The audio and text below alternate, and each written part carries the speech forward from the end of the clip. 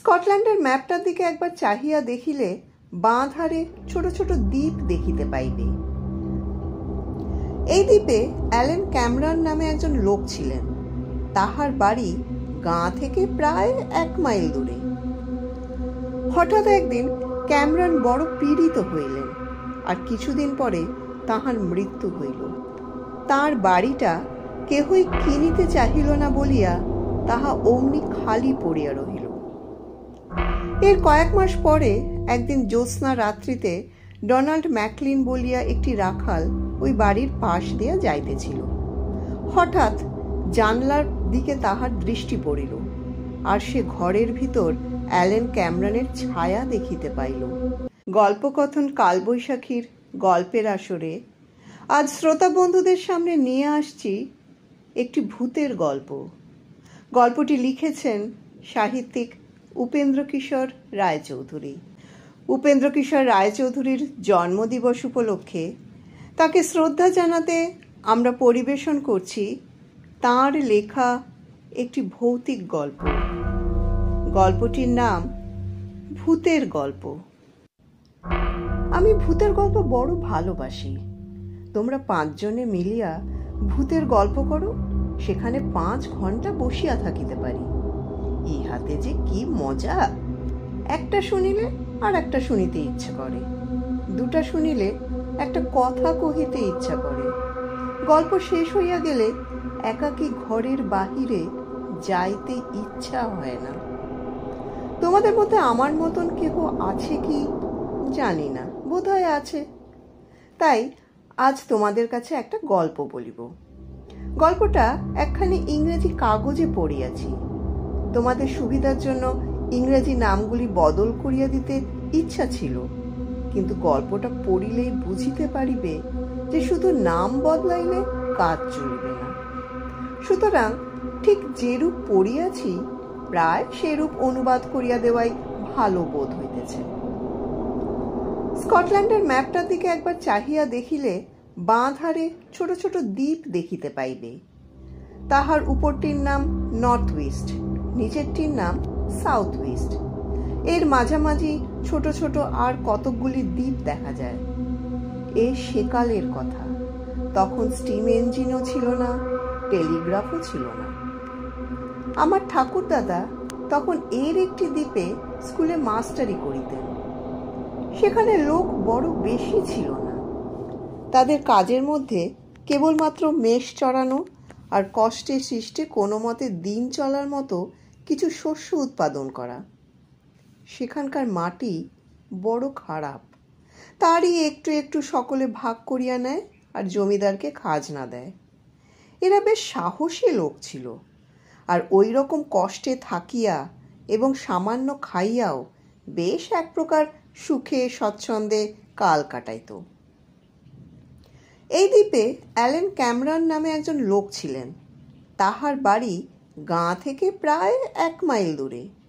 অ্যালেনের সঙ্গে মাস্টার মহাশয়ের বড় ভাব।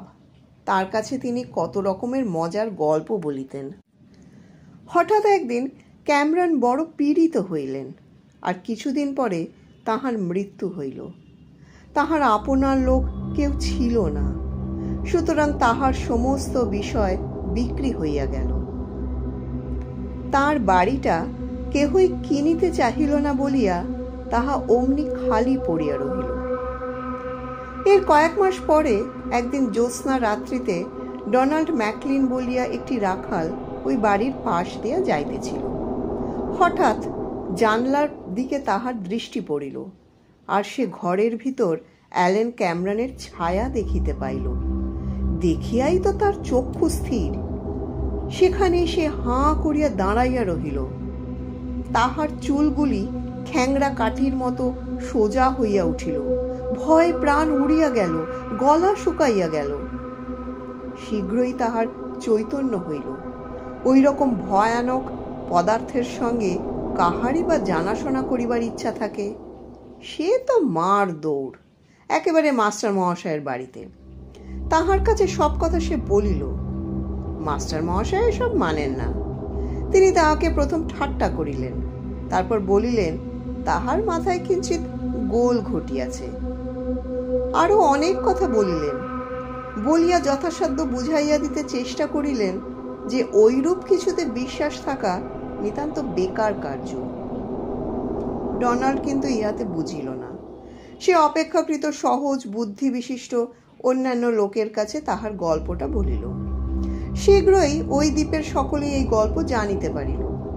ওই সব বিষয় মীমাংসা করিতে বৃদ্ধরাই মজবুত। তাহারা ভবিষ্যতের সম্বন্ধে ইহাতে কত কুলক্ষণই দেখিতে পাইলেন। ওই দ্বীপের মধ্যে কেবলমাত্র মাস্টার মহাশয়ের কাছেই খবরের কাগজ আসিত।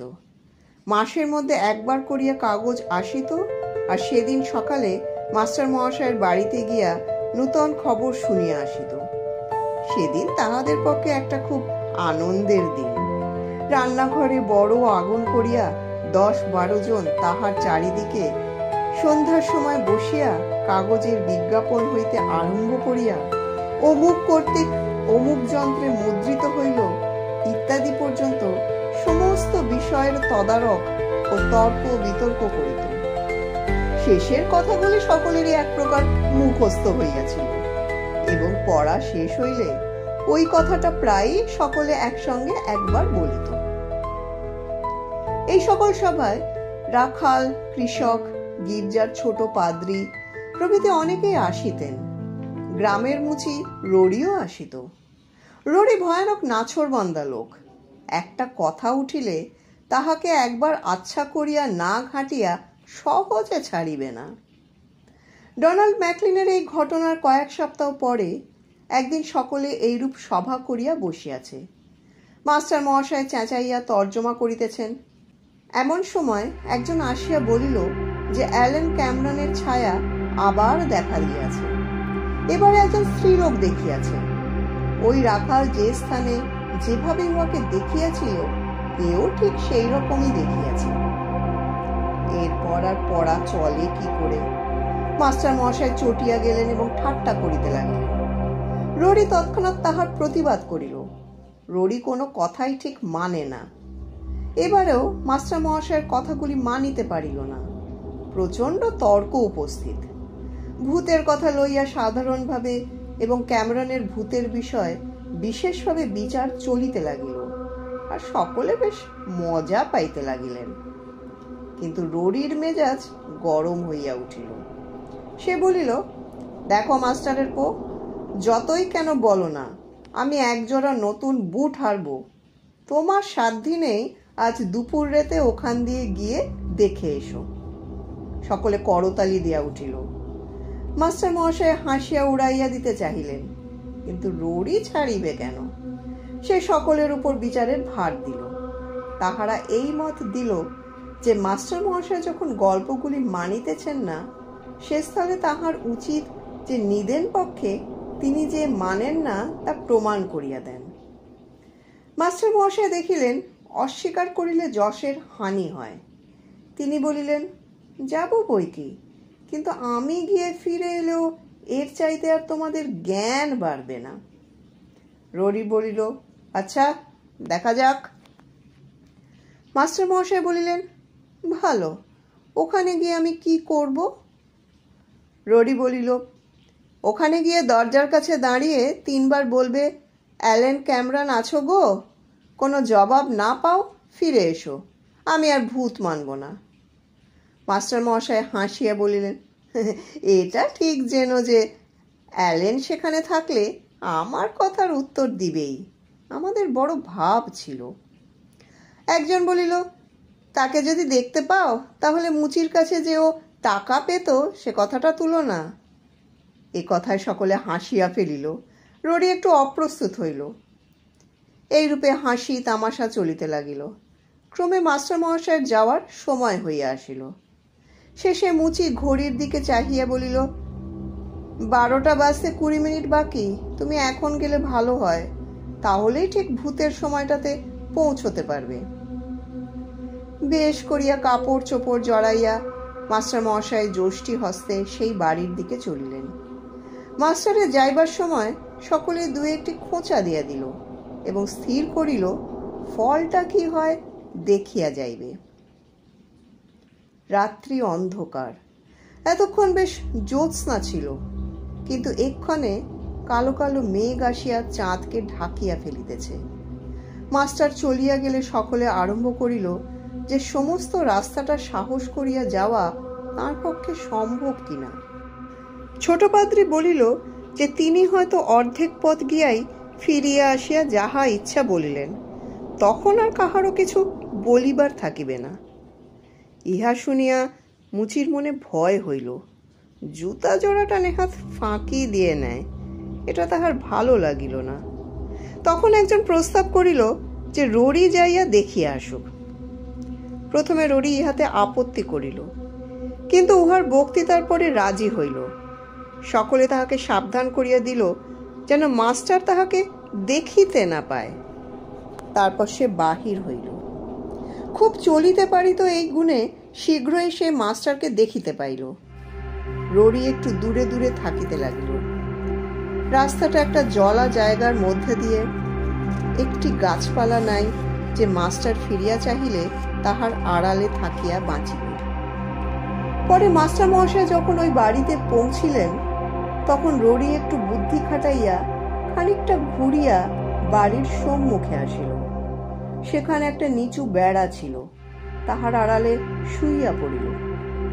সে অবস্থায় দূতের কার্য করিতে যাইয়া তাহার অন্তরটা গুড়গুড় করিতে লাগিল।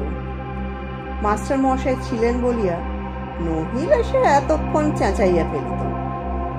কষ্টে শিষ্টে কোনো মতে প্রাণটা হাতে করিয়া দেখিতেছে কি হয়। মনে করিয়াছে মাস্টার মহাশয় যেরূপ ব্যবহার করেন তাহা দেখা হইয়া গেলেই সে বাহির হইবে। গ্রামের গির্জার ঘড়িতে 12টা বাজিল। সে বেড়ার ছিদ্র দিয়া চাহিয়া দেখিল যে মাস্টার মহাশয় নির্ভয়ে দরজার সম্মুখে আসিয়া দাঁড়াইয়াছেন। মাস্টার মহাশয় গলা পরিষ্কার করিলেন এবং একটু শুষ্ক স্বরে বলিলেন, অ্যালেন ক্যামরন আছো গো? কোনো উত্তর নাই। 2-1 পা পশ্চাৎ সরিয়া একটু আস্তে আবার বলিলেন, অ্যালেন ক্যামরন আছো গো? কোনো উত্তর নাই।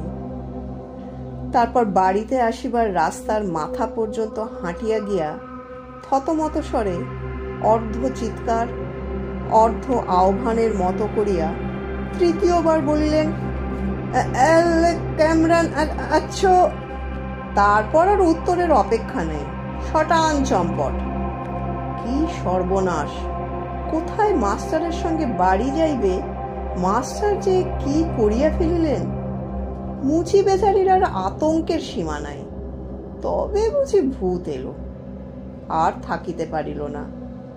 এই সময় তার মনে যে ভয় হইয়াছিল, তারই উপযুক্ত ভয়ানক গো গো শব্দ করিতে করিতে সে মাস্টার মহাশয়ের পেছনে ছুটিতে লাগিল। সেই ভয়ানক চিৎকার শব্দ মাস্টার মহাশয়ের কানে গেল। মুচি দৌড়িতেছে আর ডাকিতেছে, দাঁড়াও গো মাস্টার মশাই, দাঁড়াও। মাস্টার মশাই শুনিতে পাইলেন, পশ্চাতে এক প্রকার শব্দ শুনিতে পাইলেন। আর কি, ওই অ্যালেন ক্যামরন।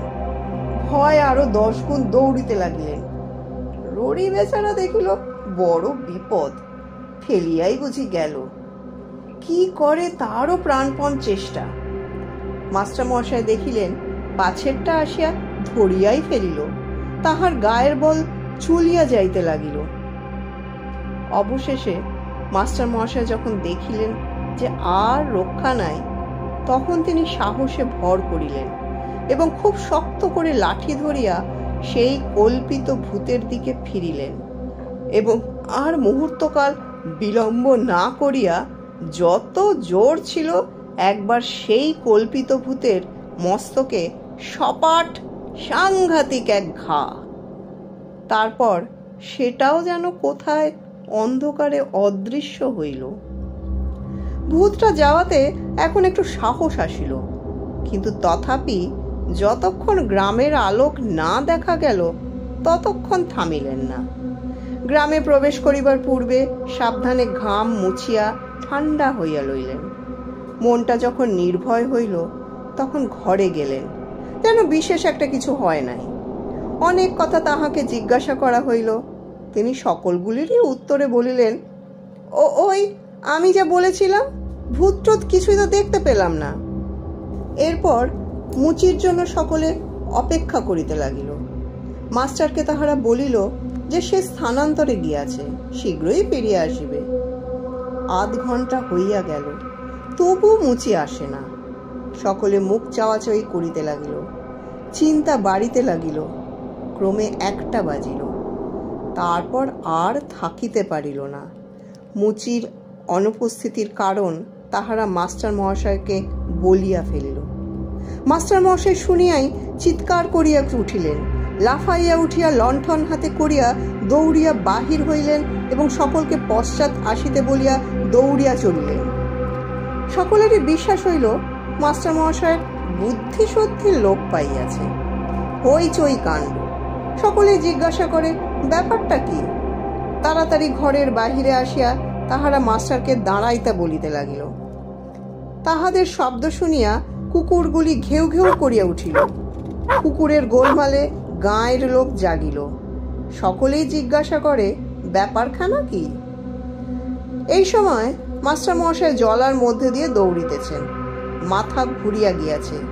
কেবল পুলিশ, ম্যাজিস্ট্রেট, জুরি ইত্যাদি ভয়ানক বিষয় মনে হইতেছে। তাহার লণ্ঠনের আলো দেখিয়া অন্যেরা তাহার পশ্চাতে আসিতেছে। সকলে তাহার কাছে আসিয়া তাহাকে ধরিল এবং কারণ জিজ্ঞাসা করিল। মাস্টার মহাশয় উত্তর দেবার পূর্বেই সেই মাঠের মধ্য হইতে গালি এবং কোকানি মিশ্রিত এক প্রকার শব্দ শোনা যাইতে লাগিল। কত দূর গিয়া দেখা গেল একটা লোক জলার ধারে বসিয়া আছে।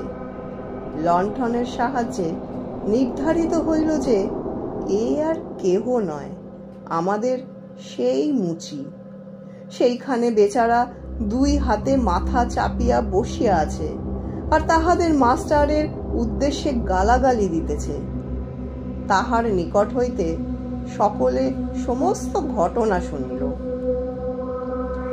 শেষে অনুসন্ধানে জানা গেল যে ওই বাড়ির জানলার ঠিক সম্মুখে একটা ছোট গাছ ছিল। তাহারই ছায়া চন্দ্রের আলোকে দেওয়ালে পড়িত। আশ্চর্যের বিষয়, এই ছায়ার আকৃতি দেখিতে ঠিক ক্যামেরনের মুখের মতো। সেদিন চন্দ্র ছিল না বলিয়াই মাস্টার মহাশয় সেই ছায়া দেখিতে পান না। গল্পটি ভালো লাগলে আপনাদের পরিচিতদের সাথে ভাগ করে নিন। নানান ধরনের গল্প শুনতে গল্পকথন কালবৈশাখী গল্পের আসরে আসতে থাকুন ও আমাদের পাশে থেকে উৎসাহিত করুন। ধন্যবাদ।